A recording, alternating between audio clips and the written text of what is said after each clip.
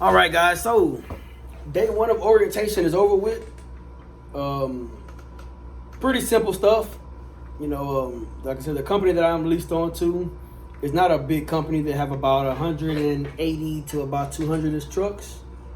They do have company drivers. They do have lease purchase drivers, and they do have owner ops. The company is mostly a reefer and flatbed company, but if you do have your own dry van trailer, you are allowed to come over to the owner op side. Like I said, as of right now, I'm not going to put in any direct information out about the company other than just basic stuff. Owner ops, like me, myself, will get paid 85% of the load. I am allowed to self-dispatch. And the reason I went with this company instead of going with other companies that pay like 88% or 90% is a lot of those other companies require you to have your own bobtail insurance, and then they charge you a weekly expense for cargo insurance. So like, for example, no, I'm not even gonna put an example out there. But anyways, another company I was gonna go lease on to, I had to have my own bobtail insurance, and then they were gonna charge me $300 a week for cargo and all that stuff. So I'm just like, yeah, I'm not gonna do that. So over here, bobtail insurance is $15 a week. Cargo insurance is included out of the percentage. So, out of the 15% that they do get, they also cover the cargo and liability insurance. So I don't have to worry about that. So when it comes down to it, my fixed cost is about $100 a week. So I get paid 85% of the load, then I have a fixed cost of about $100 a week. I'm fine with that. Today was pretty much an informative day. They were pretty much speaking on safety. They did pull our trucks in the shop, so it was only me and another guy. This week they were only doing orientation for owner ops, so you have your own truck. Ironically, me and this guy that was the other day, we both had our own truck and trailer.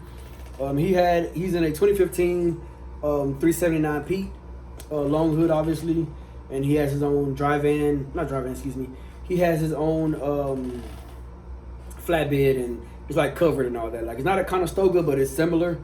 But I guess it's mostly used to haul steel. And then, me, I'm up in there with my 99 Classic Big Daddy, and I had my dry van trailer, which is also a 99. So, today was pretty cool. Like I said, they had us take our trucks into the shop first thing this morning. Their shop looked over the trucks. So, mind you, I had 2 DOT inspections on my truck and trailer before I came up here. And when their shop looked over my truck and trailer, they put my truck out of service. They put my trailer out of service. So they went over that truck and trailer with a fine-tooth comb. They're real big on their CSA scores or points, or whatever the correct term is. They don't play. Their record, you have a 5% chance of being pulled into the scale. So that's how well they maintain their equipment. So when it came down to Big Daddy, they are going to fix my exhaust leak that my shop pretty much didn't want to do. So like I said, I already had the manifold in the truck. I had new bolts, gaskets. I already had it in the truck because I had paid for my shop to do it. They really didn't want to do it. They were scared that the exhaust bolts or the manifold bolts were going to break off. This shop was like, hey, we'll do it for you. And then when I cranked the truck up this morning, I saw a clamp under the passenger side was also leaking. So they're going to replace that as well. And then with the turbo, they figured out the issue on that. It was just a clamp. They're going to get that fixed and everything anyways, because to replace the manifold, you got to take the turbo off anyways. So they're going to go ahead and take care of that for me. Also, they're replacing both of my windshields. So they're saying, you got cracks and chips and blah, blah, blah here. We need them both replaced. I'm like, all right, cool. And then when it comes to the trailer, all 4 of the shocks on the trailer were bad. They were like, yep, need to be replaced. All right, fuck it, replace it. And then I had a wheel seal that was leaking. I don't know how long it's been leaking. If it started leaking when I came up here, if it's been leaking since I bought the truck, I don't know. I mean, since I bought the trailer, I don't know. But so they had to replace the wheel seal, all 4 shocks, and then that wheel seal that on that axle that was leaking, they also had to put a new brake drums and hardware and all that on there. So yeah, man, I'm up here and I'm already almost in about another $2,500 worth of work on the truck and trailer. So I just told him, hey, fix it. The company is going to take care of the charge, which I thought was pretty cool. They said, hey, if you don't have the money, don't worry about it. We'll take care of the charge. We'll take it out in payments out of your settlement. Hey, go for it. But I did let them know, hey, I understand I'm new. I didn't expect to come in straight off the street and then just start getting benefits. I told them, hey, I have the money to cover the costs. It's not a problem. They said it's up to me to either let them front the cost or I can go ahead and cover it myself. So I'm like, hey, cool, appreciate it. So I do like that is an option. I don't plan to bank on that, but they did say that, you know, if you wanted to start your own escrow account, that could be done. It's not required because I am an owner op. If I was renting one of their trailers, then it would be required. But, you know, on truck, on trailer, it's not required for me to do any type of escrow with them. But they did say that if I was to have an escrow with them, that if I had any issues or any type of breakdown on the road, that they would cover it for me. So like I said, once again, I do like that. Obviously, like I said, I'm not going to be running hard with this truck. I'm pretty much going to be running Texas and Louisiana, maybe some Mississippi until I get a feel for Big Daddy. But, I mean, hey, our almost 1,200 mile ride up here, man, the truck did pretty good for the most part. If the manifold would have been replaced like it's supposed to be, if the turbo would have been installed correctly, if the exhaust leak would have been caught before I made the way up here, if that boot and all that stuff would have been situated at home, honestly, I think I would have had a smooth ride up here.